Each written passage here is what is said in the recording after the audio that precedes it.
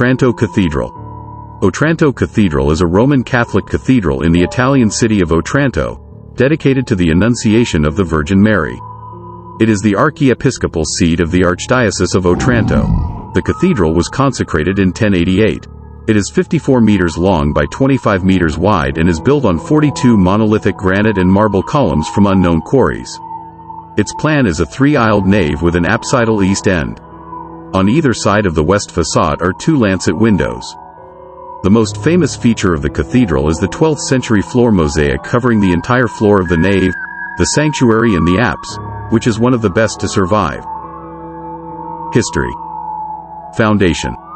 Built on the remains of a Messapiece village, a Roman house and an early Christian church or temple, the cathedral was founded in 1068 by the Norman Bishop William.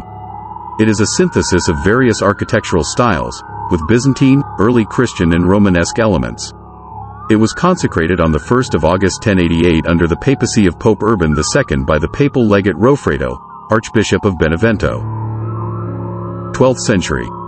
The mosaic running the whole length of the nave, sanctuary and apse is 12th century in date. It was commissioned by the first Latin archbishop of the city, Giannotta.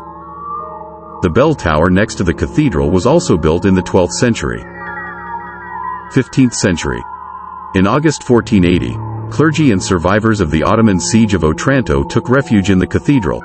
The Ottoman force eventually broke in and killed those inside, turning the church into mosque and destroying its 13th century frescoes. After Otranto was retaken in 1481 by a force under Alfonso V of Aragon, it was turned back into a church and heavily rebuilt to house the relics of the martyrs of Otranto, who had been executed after the 1480 siege. The reconstruction included the rose window on the gabled west front. In the south aisle is the Chapel of the Martyrs, built by order of Ferdinand I of Naples and rebuilt at public expense in 1711. 16th century to present. A northwest door was built in the late 15th or early 16th century by Nicholas Fernando on the instructions of Archbishop Serafino da Squillace, whose figure was carved on the structure. In 1674 a Baroque west door was added. In the north aisle is a Baroque baptistry commissioned by Archbishop Michele Orsi in the mid-18th century, a burial monument to Francesco Maria de Este and the mausoleum of the Metropolitan Gaetano Casso.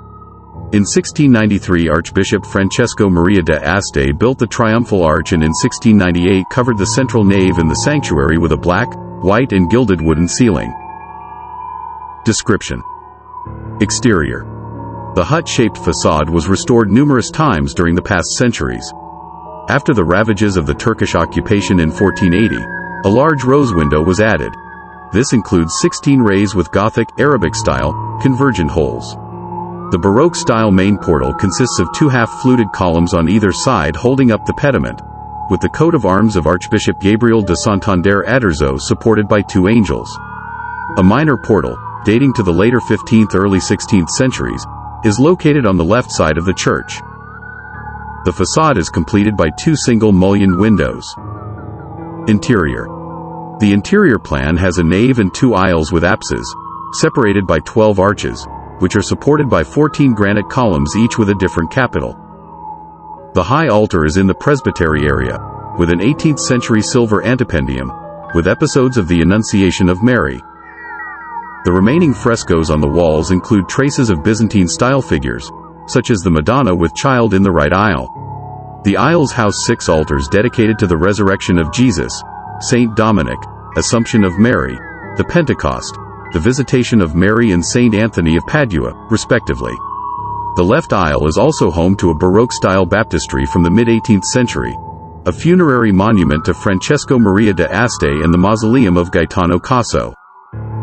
The right aisle ends with the Chapel of the Martyrs.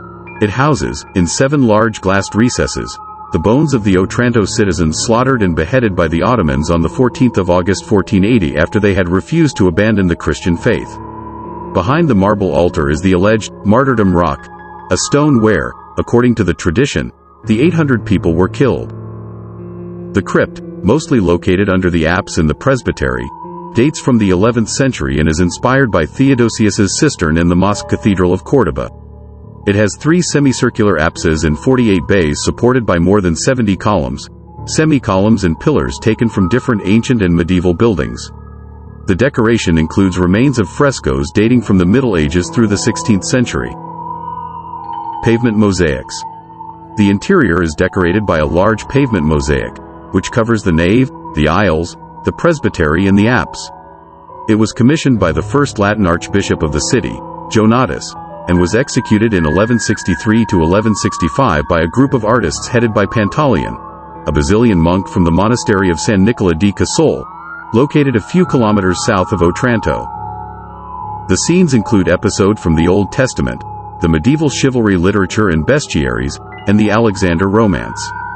The images are placed alongside the Tree of Life. They also include Alexander's flight to the heaven, carried by 2 griffins. Flying Alexander.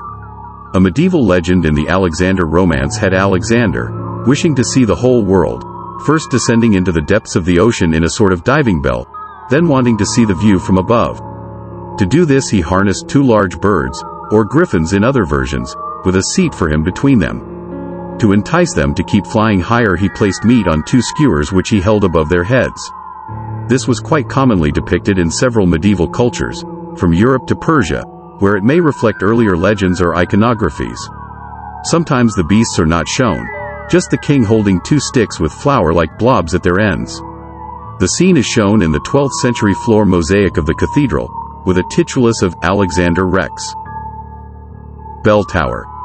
The large bell tower has a square plan and a sturdy appearance, with 4 rounded windows. The decoration of the arches and frames show similar elements of the exterior of the church.